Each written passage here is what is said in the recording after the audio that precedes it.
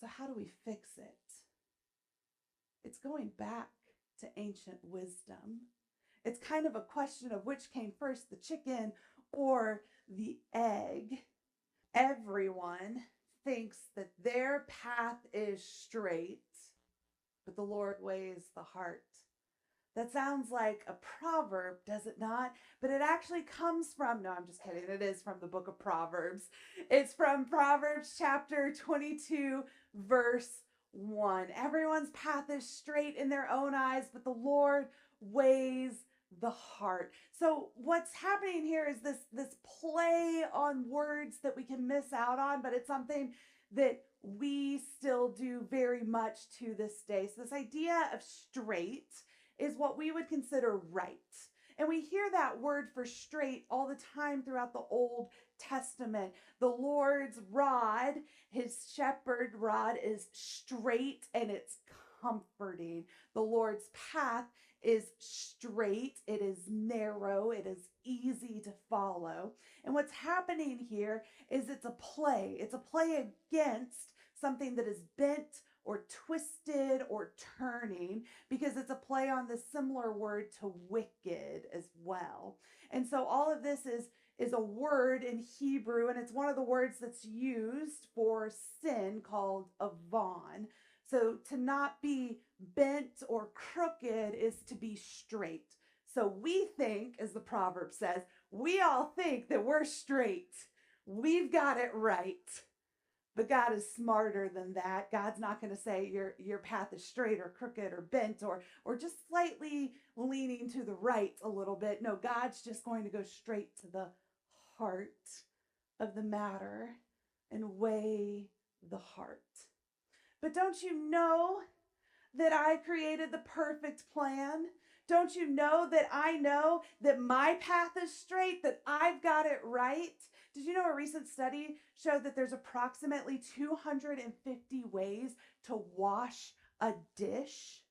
And if you just thought to yourself, no, there is not, there's only one right way to wash a dish, you are absolutely correct. And that way is my way. But that's what I'm getting at here, is we all think that in our eyes, our way, the way that we wash the dish, that's the straight, that's the narrow, that's the right way to wash the dish. And God is going to agree with me on the way that I do it. And you know that when we get stuck in this kind of path and this kind of thinking, when we get really, really rigid about it, you know what our science is teaching us about it? It's literally killing us. Did you know someone with a disposition towards anger is 2.5 times more likely to experience a heart attack?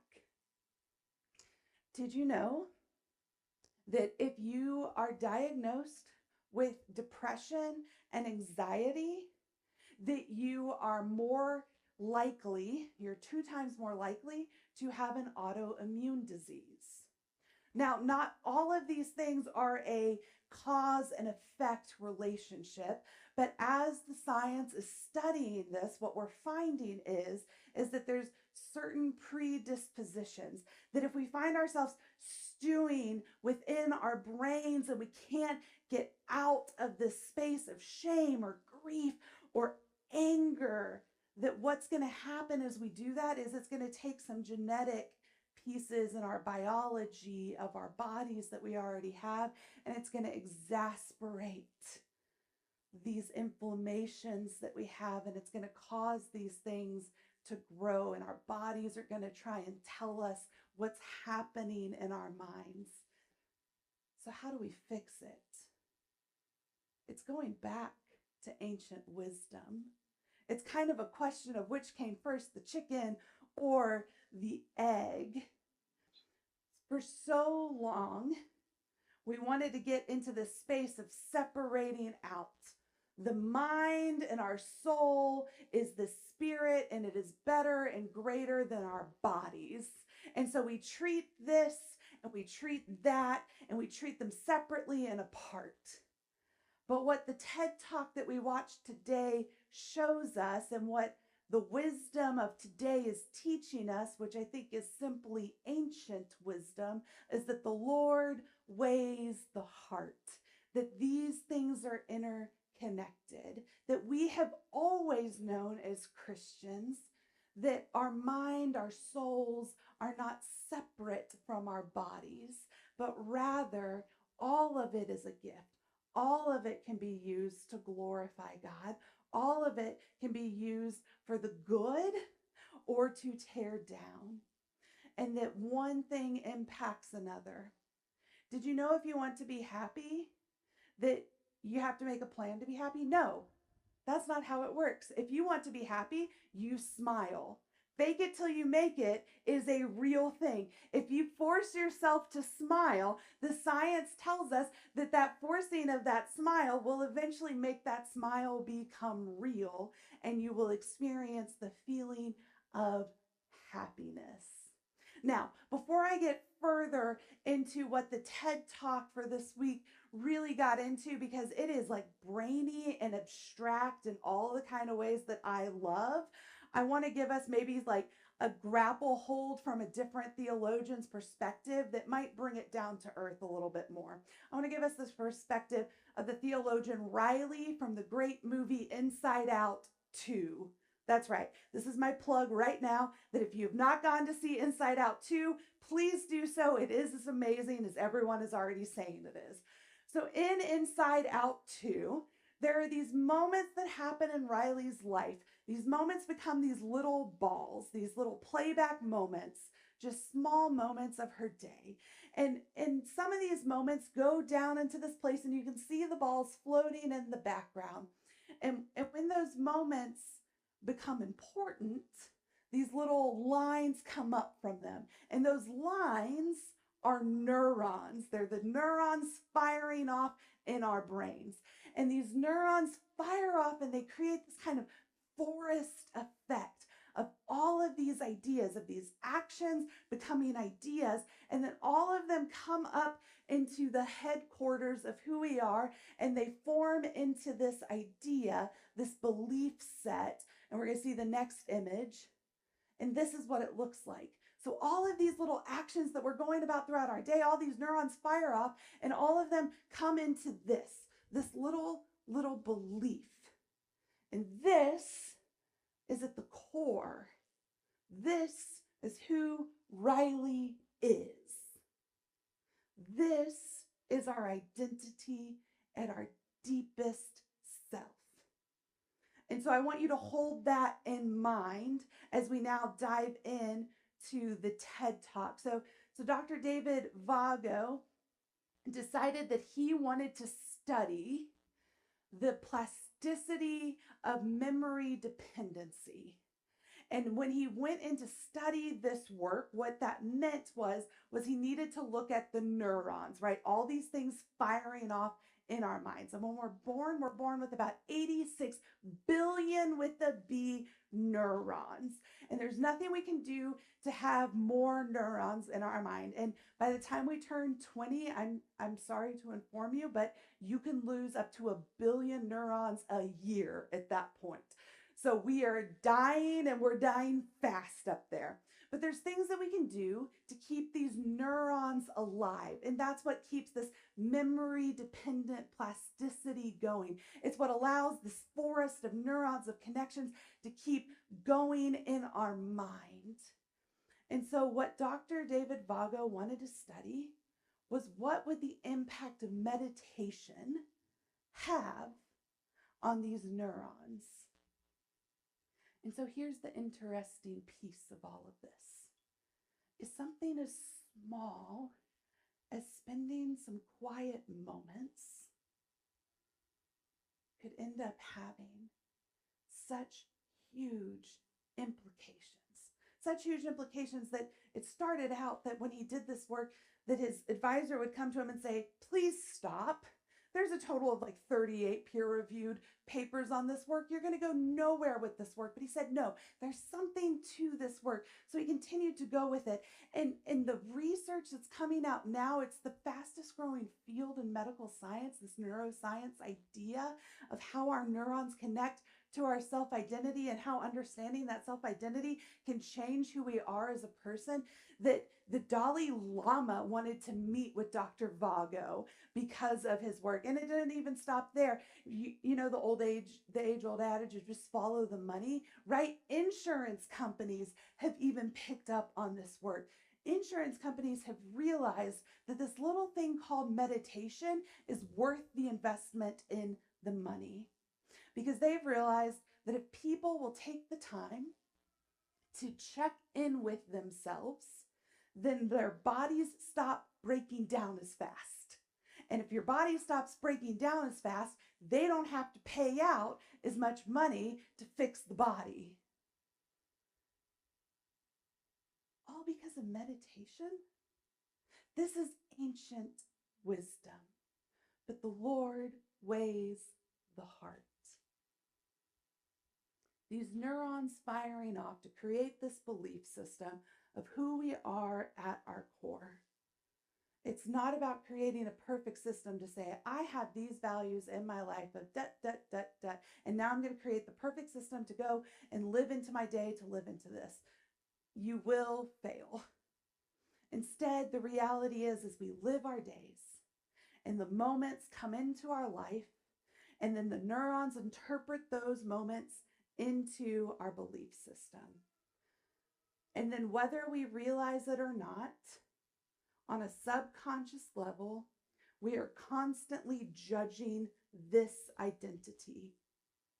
And for those of us who don't spend a whole lot of time consciously noting that our subconscious is doing this, right? That was a mouthful, right? For those who don't take any time to realize that this is happening on a deep, deep level in us, it becomes really hard to change. But through the simple work of meditation, of being willing to say, I see you, I see who I am, not trying to change who I am, but I see who I am in this moment, what we've noted is we can change. It's wild, and yet it's ancient. And so what I would offer to us is that this form of meditation is actually at the heart of prayer. And I think the pendulum has swung so far in our prayer lives that oftentimes when we come to prayer, we want to make prayer about talking to God, and we want to make prayer about intercessing on the lives and others' behalves to God. And all of that is good and right and holy. And I'm not saying to stop any of that. But what I want to bring us back to is that from the words of the wisdom of the Proverbs, that at the heart of prayer is about allowing God to weigh and measure our hearts. In meditative prayer, we simply acknowledge that we are present with God. That's it. There's nothing to do. There's nothing to earn or strive for. We simply have to be. And it's not to say, God, I want to offer you a past version of myself, a younger version of myself, a healthier version of myself. God, I want to offer you a future envisioned, more perfect version of myself. God, I want to offer you this less sinful version of myself. No, none of that is what matters. What matters is being present with God. That is what this heart of prayer is. Being present with God exactly as you are right now, all of it. And in this prayer, God says, I see you, I love you, you are my child, you are my beloved. There is nothing you need to do to earn my love. There is nothing you need to be, but who you are. This form of prayer has had many names throughout the years. It's been called meditation. It's been called contemplative prayer, centering prayer, a prayer of noticing. no matter the name, the heart and aim of it is the same. And the aim of it is to say, you are worthy of spending time with the God of the universe, and that God wants to spend time with you. So my invitation to us this week is this. Would you spend time with God? You have a prayer practice. Now, don't let any of the other voices in this moment. Don't let the voices in that say, yeah, but I want my prayer practice to be more consistent, or I want my prayer practice to be longer, or I want my prayer practice to look like this or that. No, none of that matters. You have a prayer practice. So anytime you go to pray this week, would you begin with meditation? And it can be as simple as this: acknowledging that you are in the presence of the holy. And just that. And then go into your prayer as normal. Or perhaps you'll get comfortable sitting in that space for a longer period of time. But would you, anytime you go to prayer, start there? Because if you don't start there, you'll forget to do it at the end. So start. Anytime you go to pray this week, start by acknowledging that God sees you, all of you, for who you are, and says, I love and claim this version of who you are, exactly as you are right now. And this is the kind of prayer that if you do this, it won't change you overnight. You probably won't feel a difference very fast, but the more that you do it, it will change your entire life. It'll reshape the way you see your path. And it'll be the kind of thing that allows you to sing out in the darkest of hours, it is well with my soul. It is the type of prayer that allows you to pen the words like St. Julian of Norwich would pen that says, and all shall be well, and all shall be well. It is the type of prayer that answers like when Mother Teresa was asked, well, what do you say in your prayer time? And she said, not much. And the young journalist said, oh, well, then what does God say to you? And she said, not much. May we allow our prayer lives to be a time where our core identity is shaped by God. And then might we be brave enough to see what happens from there.